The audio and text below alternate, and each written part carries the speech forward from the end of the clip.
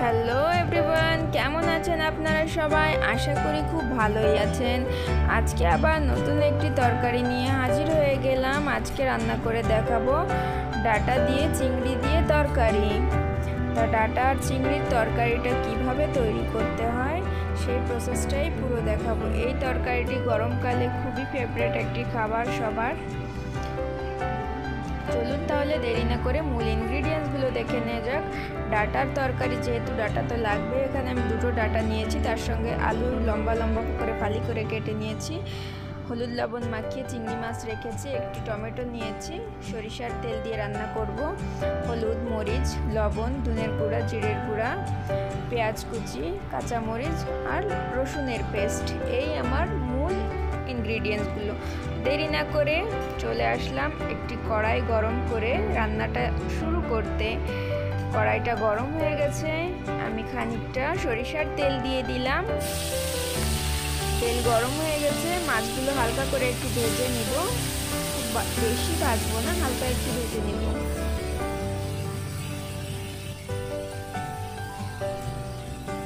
এই একটু নেড়ে চেড়ে নিলাম।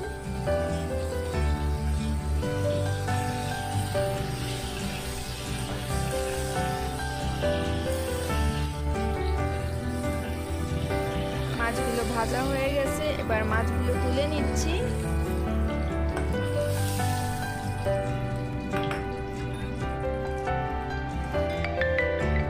মাছগুলো তোলা হয়ে গেছে, ওই কড়াইতেই আমি বাকি রান্নাটা করব, তাই পেঁয়াজ কুচি দিয়ে দিলাম, ফাইনলি চপ করে নিয়েছি। কাঁচামরিচগুলো দিয়ে দিলাম, একসাথেই ভেজে নিব।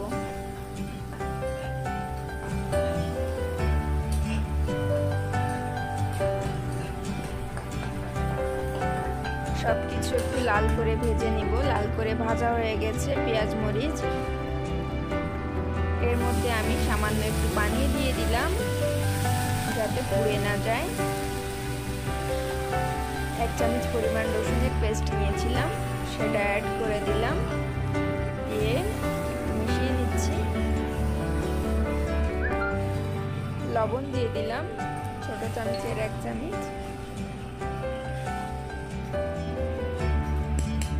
হলুদ মরিচ আধা চামচ করে দিয়েছি, ছোট চামচের আধা চামচ করে, 1 চামচ জিরা আর আধা চামচ ধনিয়ার গুঁড়া, সব মশলা দিয়ে মশলাগুলো এবার খুব সুন্দর করে কষিয়ে নিব।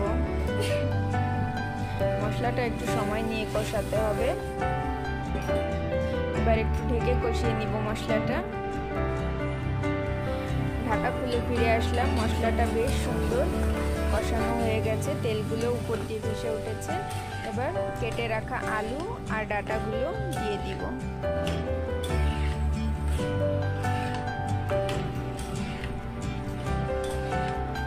ভালো করে মশলার সঙ্গে কষিয়ে নিব।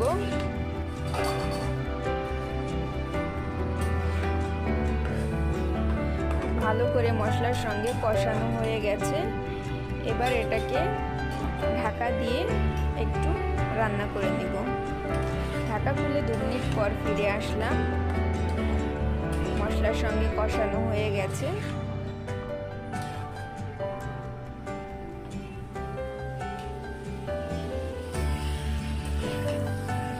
ঢাকা খুলে ফিরে আসলাম, এবার আমি এটাকে কষানোর জন্য একটু পানি দিয়ে দিব। আধা কাপ পরিমাণ পানি দিয়ে দিলাম কষানোর জন্য।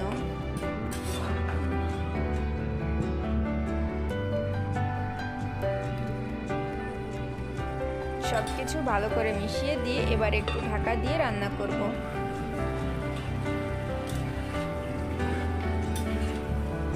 এই তো আমার তরকারিটা, একবার একটু ঢাকা খুলে নেড়ে দিচ্ছি।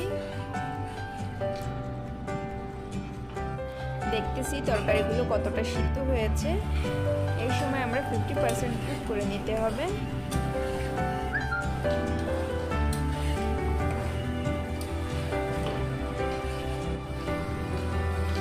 এই তো পানিটা শুকিয়ে গেছে, এবার আমি ঝোলের পানি অ্যাড করে দিব। 1.5 কাপ পরিমাণ ঝোলের পানি আমি অ্যাড করতেছি। আপনারা যে পরিমাণ ঝোল খেতে ভালোবাসেন আপনারা সেই পরিমাণই পানি দিবেন।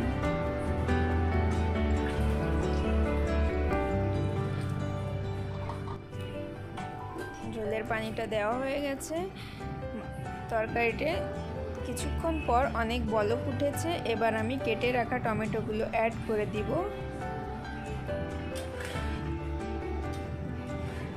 টমেটো দিয়ে খুব ভালো করে মিশিয়ে দিব।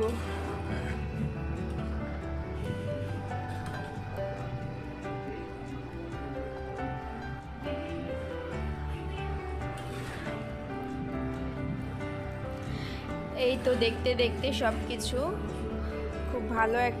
কিছু মিলিয়ে একটু ভালো কালার এসেছে। এই তো তরকারিটা সার্ভ করার জন্য রেডি। আমি এটাকে গরম ভাত দিয়ে সার্ভ করব। আপনারা চাইলে